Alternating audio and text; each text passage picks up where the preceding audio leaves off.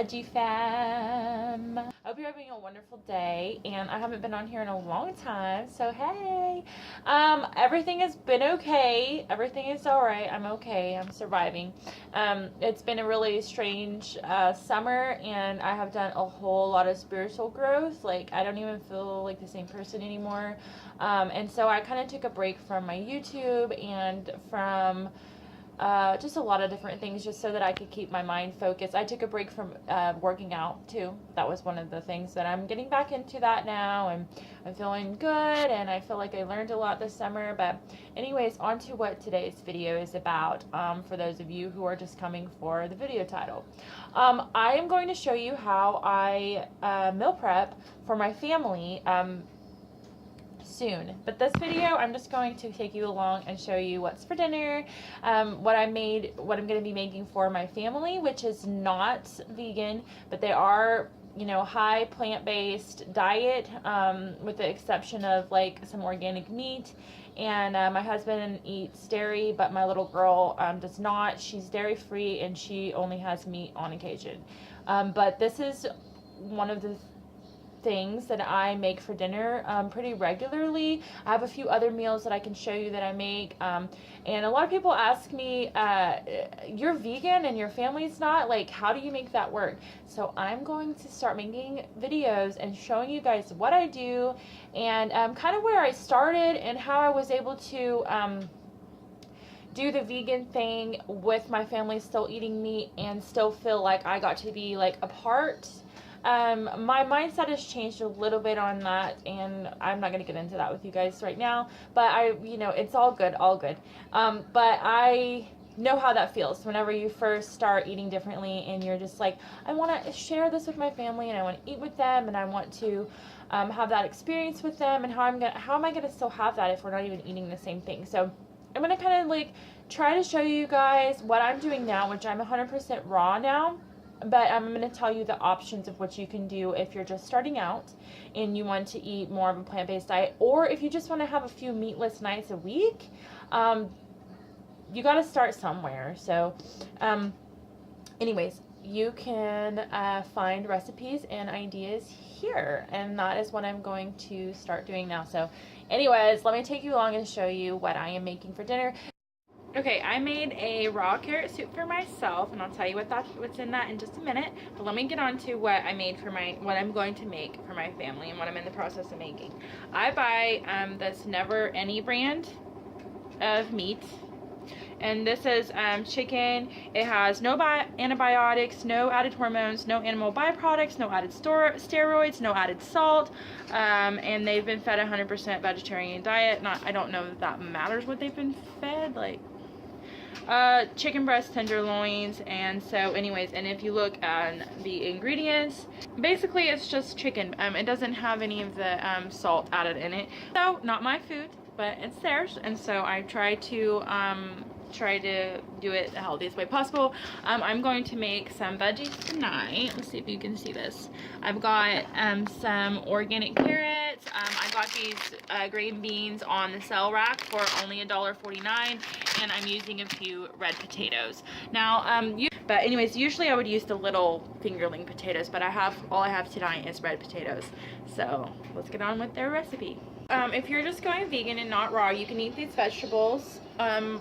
So, you know, make sure you add enough for you, because whenever you start you cut your meat out, you're going to want to eat a whole lot more vegetables, just to make up for that calorie difference. Blah, blah, blah. Let's get going. And I'm going to pour some olive oil, and then I have some basil and onion powder and garlic powder. And then I'm going to sprinkle some rosemary over the top after I stir all that up. Years, months, weeks, days, hours, minutes, seconds. Oh, I chase the wind, but I cannot catch it. It's like normal days, birthdays, holidays, reunions. Now I'm gonna cover that.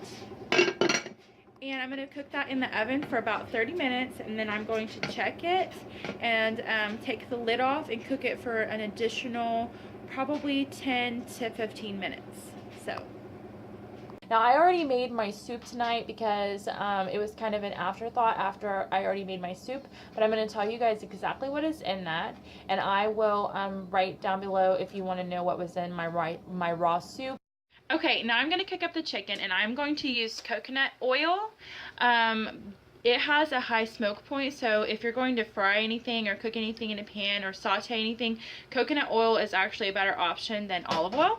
So I'm going to put some of that in the pan, let it get really hot, and then I will show you how I'm going to season up the chicken for them. And I'm going to cook that whole thing of chicken, but they'll probably only eat about half of it tonight, so that leaves the other half of it for tomorrow night. So I always try to cook a little bit extra just to plan ahead so that the following night I can just warm stuff up or add it to another recipe. And so that's what I'm gonna do now. I forgot to tell you guys, it's always a really good idea to anytime you get chicken in a thing, even though it said it didn't have any added salt or anything like that, it's a really good idea to rinse your chicken. So that's what I did. I just got done rinsing it really well, and the coconut oil is heated up, so I am going to I heated it up on high heat and I turned it down to medium. I'm just gonna I'm gonna toss the chicken in there unseasoned, and I'm just gonna add some basic seasonings to it because that way I can use some of it. Sorry, the oven just heated up. That way I can use some of it for like something for tomorrow. So I'm just gonna do like a basic seasoning. But my pursuit is useless. Yeah, all my life I'm out to nothing more than anticipation of weekends. All day, doggy paddling in the deep end. Technically my flow, but I look close to the drown and sink beneath the waves of motion, cause they were too great a challenge. In this girl's middle school humor, I'm necessitated before the end. But then I'm forced back in the showers to find the courage to drown again. Years, months, weeks, days, hours, minutes, seconds. Oh, I chase the wind. So the veggies are in and the chicken is cooking, and I just said salt and pepper and garlic powder. I'm going to flip them over, put the same thing on them, salt, pepper, and garlic powder. I use pink Himalayan salt, and I use a lot less of it than I do the other seasonings, just because, you know, I try to keep their salt intake pretty low. It's just better for them that way. And so while this is going, this is the point where you would make your cooked veggies. A can of like no salt added black beans, put them in a little saucepan, and sometimes I would add salsa to them or tomatoes, you know, and then all your seasonings: garlic powder, onion powder, chili powder, smoked paprika, anything, however you're wanting those beans to taste. I would warm them up in a saucepan now with a little bit of water or a little bit of vegetable broth. And so that's what I used to do, and that way I would have the veggies with everybody else, and then my protein would be the beans.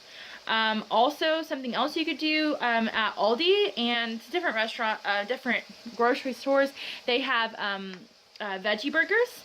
And so I would used to get veggie burgers, and I would make I would just cook me up some black bean veggie burger patties, or they have like ones that are like quinoa crunch or something like that. The brand is vegan grown or vegan earth grown, something like that. I will link those down below, or, you know, put the proper brand down below or here on the screen somewhere.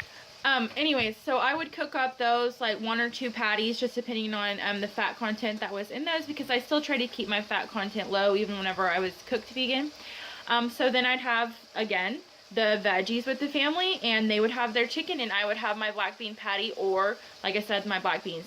That is something that I did on a regular basis. So if that's how you want to make it work, you can make it work like that just perfectly fine. Cooked vegan is really quite easy to do, especially if you can get your family to eat any sort of vegetables. Another veggie dish that my family likes to eat is asparagus, and so I used to cook them asparagus with some olive oil and salt and cook that in the oven. And I would have asparagus, and then we would have asparagus, mashed potatoes, and then they would either have chicken or pork chops, and I would have, again, the veggie burger, or sometimes I would have fried tofu with that meal.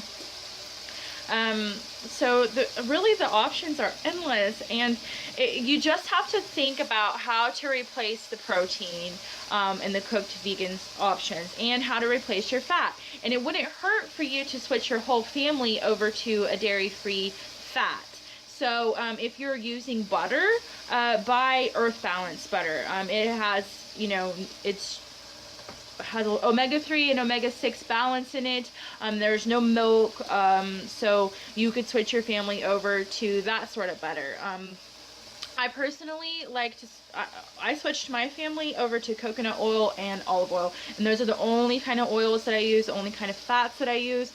Unless I'm making like a recipe, like a baked goods recipe that requires you to have butter, then I use the Earth Balance butter. Or if you want to have a cheap option from Walmart, it's probably not like the healthiest option, but it is dairy-free, Bluebonnet Light.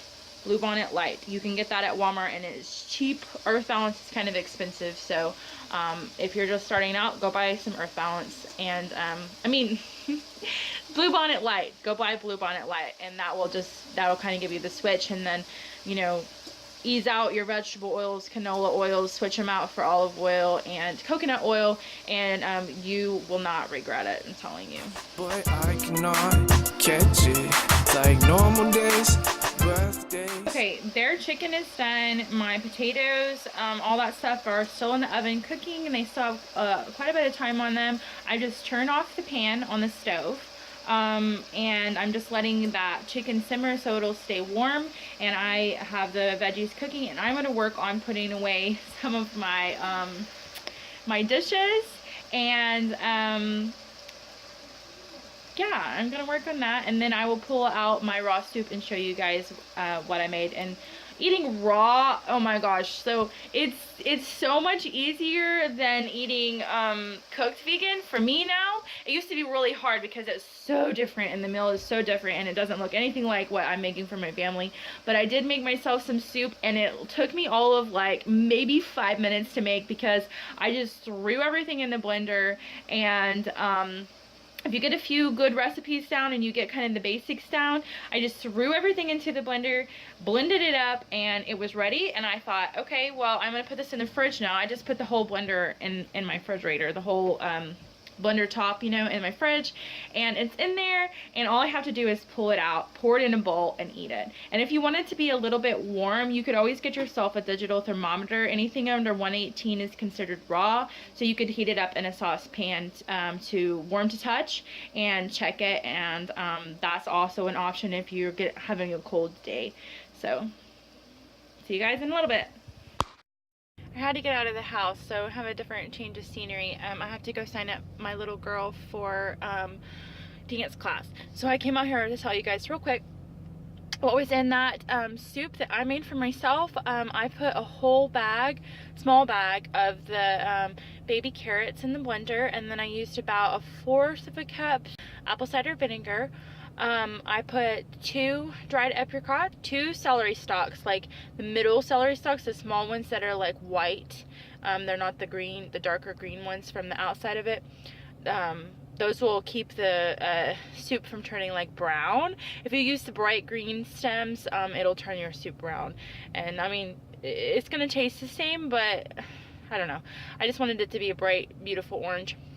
I put 3 mini orange bell peppers inside there too, to give it a little bit of a twang. It also had cayenne pepper, which I add cayenne pepper to like everything. A little bit of turmeric, chili powder, onion powder, garlic powder. Normally I would add in, you know, 2 to 3 tablespoons of hemp seeds, or like 2 tablespoons of almond butter, or possibly like 1/4 a cup of soaked almonds. I would add that in there. Normally I would add some sort of fat, but I had some fat in my, quite a bit of fat in my lunch today, because I was just like craving fats, and so I had that in my lunch today. So whenever I do that and I make my dinner, I make it a fat-free, or at least low-fat option. So I did that, and then on top I sprinkled sprouts, and then I chopped up 1 red mini bell pepper and put it on top, and then some green onions. So that was really good, and I just ate it real quick. I've got some stuff I gotta go do, and my family liked dinner, and there was a whole lot left over, like enough for another meal, so they'll be having that again tomorrow night. Yeah, I hope you guys liked this video. Sorry it was a little bit scattered and all over the place, and if you guys want to see more videos like this about how I eat, options for you to eat if you want to start going plant-based, what I do for my family. I mean, even if you are going from a standard American diet to eating the things that I'm making for them, you're going to be better off and you're going to be healthier as well, because I feed them a whole foods diet. So yeah, like, subscribe, don't forget to hit that little notification bell. I will be uploading videos a lot more often now. I'm off of my break from YouTube, so yeah, like, subscribe. See you next time. Love you guys. Bye. Years, months, weeks, days, hours, minutes, seconds. Oh, I chase the wind, but I cannot catch it.